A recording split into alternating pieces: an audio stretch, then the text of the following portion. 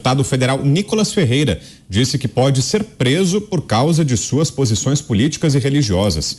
Em entrevista ao podcast Tretas e Diálogos, Nicolas disse que consegue imaginar o dia em que isso acontecerá e afirmou que terá uma câmera para registrar o momento. Em parte da conversa, o deputado disse que ser condenado a pagar R$80 mil por danos morais por chamar uma mulher trans de ele e que André Janones só pagar 5 mil por o acusar de crimes que ele não cometeu seria um exemplo claro da perseguição ideológica que vive. Roberto Mota, concorda com essa análise do deputado, Mota? Será que é real esse risco? O Nicolas fala que pode ser preso. Você considera que essa é uma ameaça real, de fato, aos nossos parlamentares, Mota? Isso me lembra aquela piada. Um sujeito vira para o outro e diz: eu não posso reclamar do Estado brasileiro.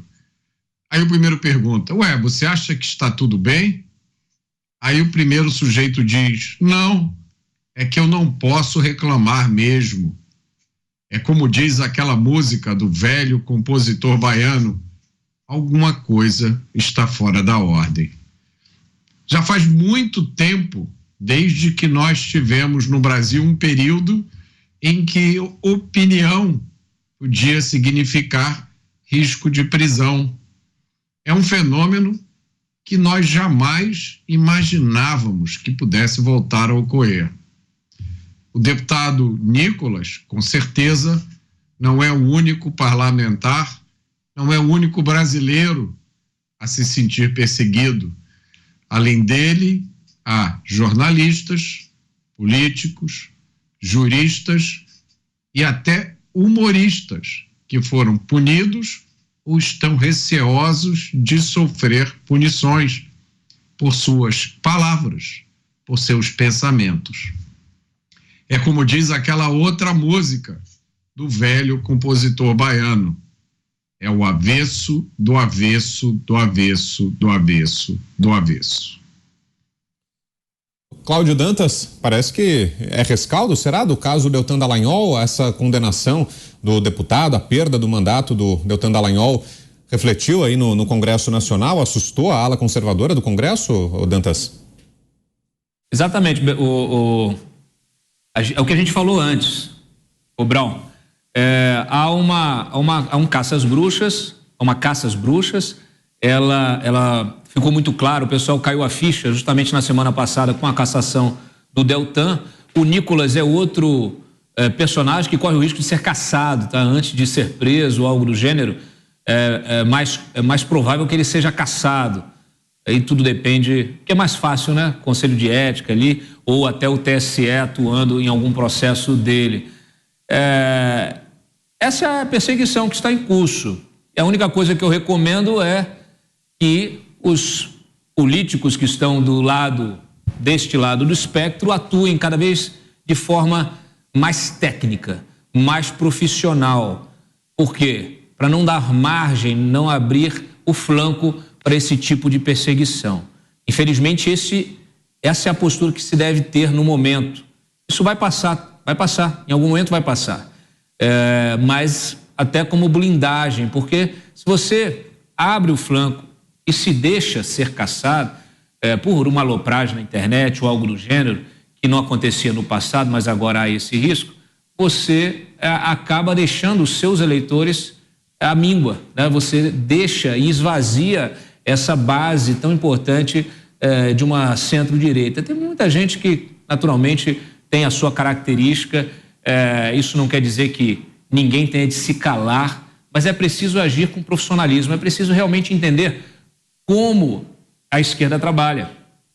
Você vê que eles têm bancas, né? Tem advogados, tem um grupo de advogados dedicados, em aliança, inclusive com parlamentares, em acordo com parlamentares, dedicados a semanalmente colocar algum processo novo, ou no TSE, ou no Supremo, ou em qualquer outra instância.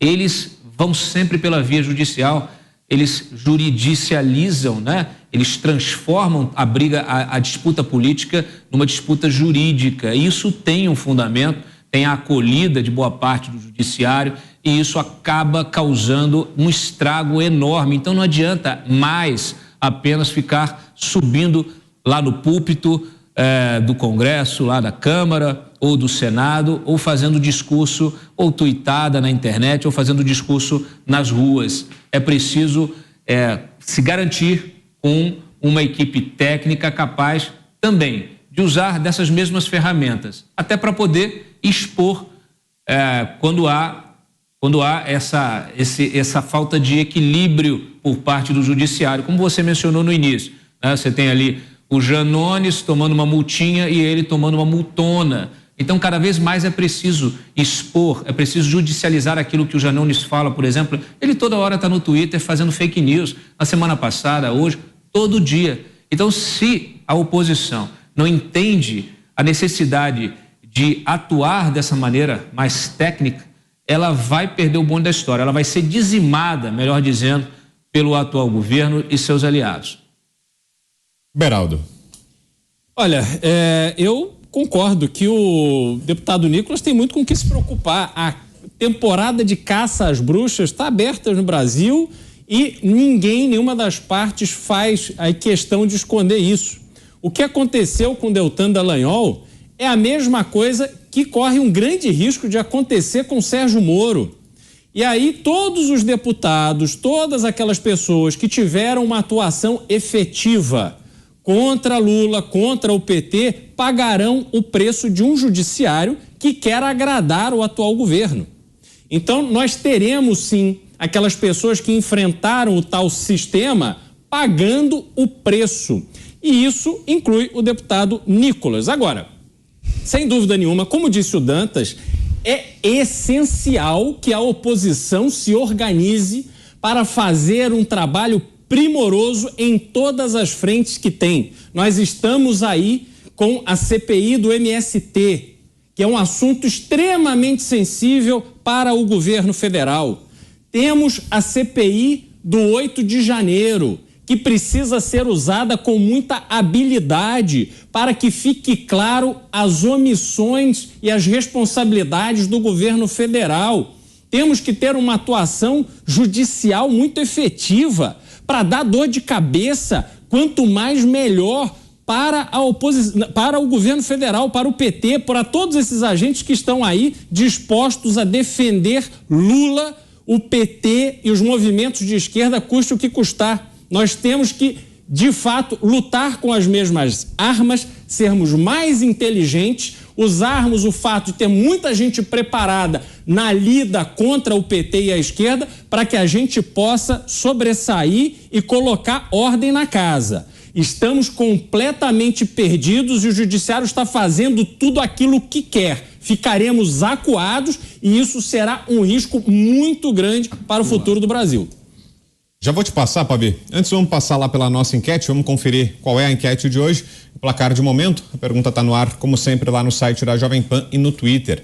Você concorda com a exploração de petróleo na foz do Rio Amazonas? Sim ou não? Isso está sendo tema, inclusive, de uma divergência, né, dentro do governo federal. A ministra do Meio Ambiente, Marina Silva, é contra a exploração. O ministro de Minas e Energia, Alexandre Silveira, é favorável. Ao longo da semana, inclusive, isso deve ser objeto de reunião com o presidente Lula na volta dele do Japão. E a gente vai trazer mais informações sobre isso ao longo do programa e já é o tema da nossa enquete, que já está no ar.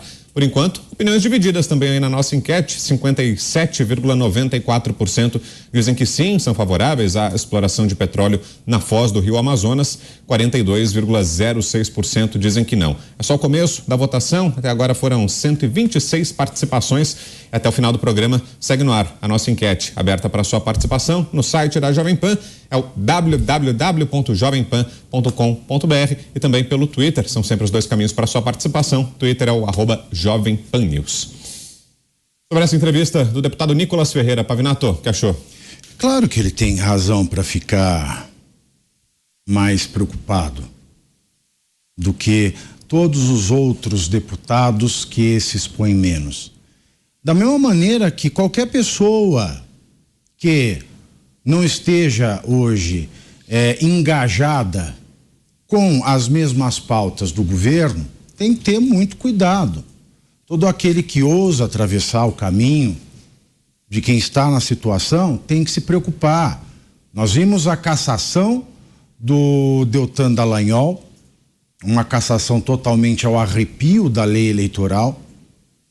Nós vimos a cassação da graça do Daniel Silveira, algo que vai contra não só a lei, vai contra tudo o que se pensa, inclusive a jurisprudência do STF, que quando Cesare Battisti recebeu a graça do presidente Lula, a jurisprudência daquela corte afirmou que é um ato privativo do presidente e que não merecia, não precisava observar nenhuma aresta, nenhum princípio. Afinal de contas, a graça é o perdão. E se há um ato administrativo que dispensa o princípio da impessoalidade, seria o perdão. Pois bem, nós temos visto várias formas de se aplicar a mesma condenação. Nicolas condenado em 80 mil e o Janones condenado numa quantia muito menor. Então, quando a gente perde essa noção do que é jurídico e do que é antijurídico, do que é legal, do que é ilegal, quando a gente perde o conforto que a segurança jurídica provoca numa sociedade democrática, a fim de permitir que as pessoas saibam como elas devem lidar, como elas devem interagir, até que ponto elas podem chegar sem as sanções da lei.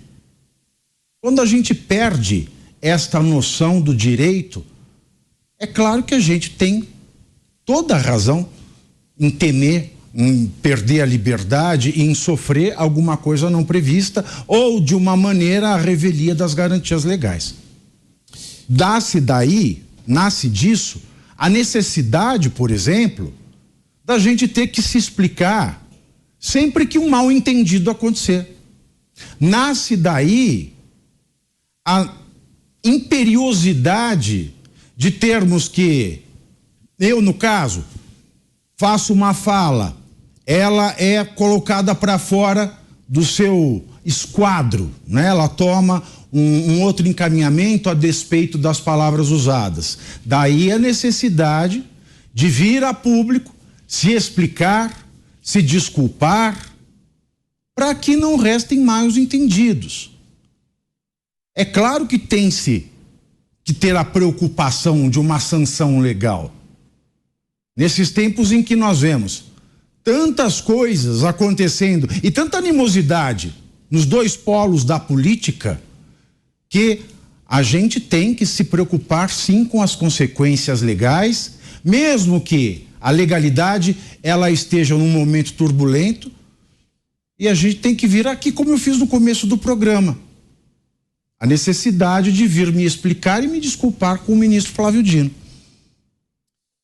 E, Mota, você concorda com essa sugestão que deram o Beraldo e o Dantas, com esse apontamento de que talvez uma abordagem mais técnica por parte dos parlamentares da oposição reduza as possibilidades de problemas jurídicos, blinde de certa maneira essa ofensiva contra a qual eles dizem enfrentar, né, da qual o próprio deputado Nicolas nessa entrevista se queixou? Será que uma abordagem mais técnica pode evitar tudo isso, Mota? Não, eu não acredito. Eu sou um dos maiores defensores da ponderação, da serenidade, da sobriedade. Eu, como já estive na arena política, eu aprendi o prejuízo causado pelos arroubos, por aquela frase que precisa ser dita naquele momento, custe o que custar, e depois vem a fatura. E o custo é muito alto, o custo da destruição de algo que depois não consegue ser reconstruído. A política é feita de pessoas e as pessoas são boas e ruins. Não adianta fugir desse fato. Quem entra na política esperando encontrar anjos e se revolta cada vez que encontra alguém que não é um anjo, está perdendo o seu tempo. Deveria procurar outra atividade. A política exige paciência, a política exige resiliência, exige determinação e, na minha opinião, exige convicção. Quem entra na política sem convicção vai percorrer um caminho muito perigoso. O Brasil passa por um momento, como eu já falei aqui, inacreditável. Eu não acredito que exista nada que homens de bem no Brasil de hoje possam fazer para se proteger, para evitar ser alvo de ações, de atitudes, de ataques infundados e injustos. Então, que cada um seja fiel àquilo que acredita, que cada um vá em frente cumprindo a sua missão. A minha recomendação não é que as pessoas sejam técnicas. A minha recomendação é que elas sejam sensatas, que façam o que tiverem que fazer, buscando o melhor para o país, não buscando lacração e likes.